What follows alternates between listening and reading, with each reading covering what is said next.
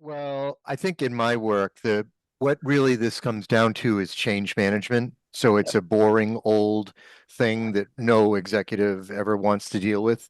And so AI just forces change management to come to the forefront because you look in the middle there, AI's impact on workforce and talent, it's all change management and communication and you don't it's ambiguous.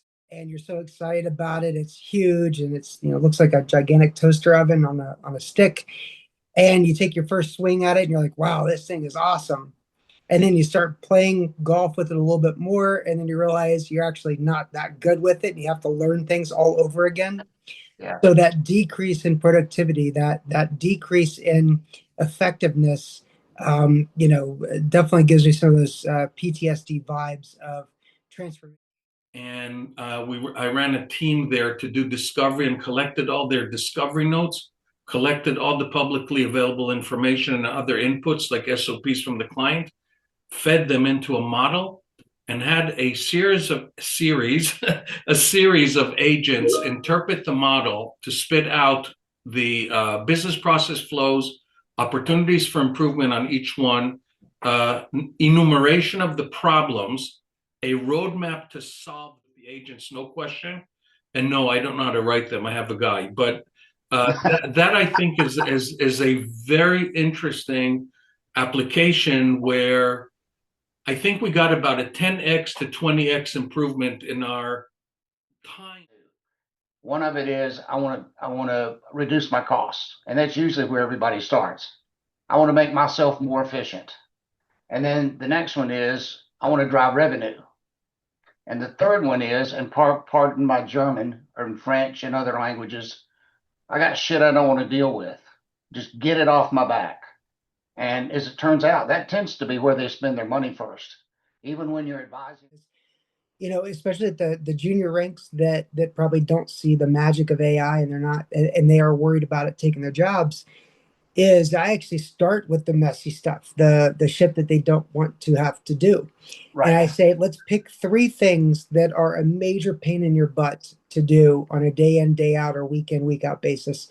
And let's look at what we can do to automate that. And when we go through that process and help them out, and they start measuring things on revenue per head count. And if they let people go, boy, the revenue per head count goes way up in the company. And a lot of people think revenue per head count is the holy grail for measuring performance in a company. When I will say this, in my humble but correct opinion, it should be EBITDA per head count. Yeah, yeah, Exactly right. Exactly. yeah.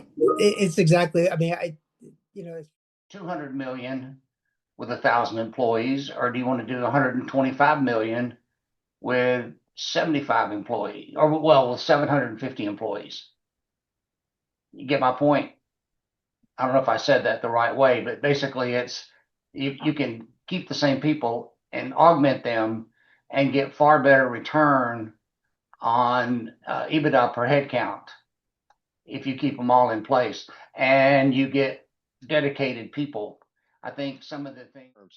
And I'm just seeing, I mean, it just like wait, and everyone's kind of winking and nodding, and and what's going on is they're getting rid of it. You saw it again. You saw it in the '90s, right? In the 2000s. Yeah. I mean, you're getting rid of all this institutional capital, and people are just saying, well, we're just going to go young. We're going to go AI, and I'm not going to be around here as a CXO, 5, 10, 20 years anyway. So I'm going to get my domain knowledge.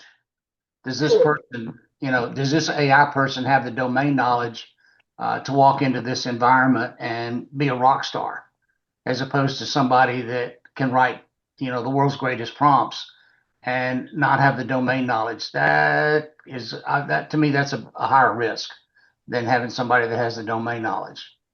Doug Moe. Doug. And so we became excruciatingly good friends with him, because at the end of that 6 months, the second half of 2006, he was, instead of not making quota, he was 1 billion over quota by adapting those things that you're talking about. So good on you for thinking about that. Very nice. Very nice. Well, the use case for this was PE-owned company that was doing a roll-up. So they're Yeah. buying a lot of companies and customer bases.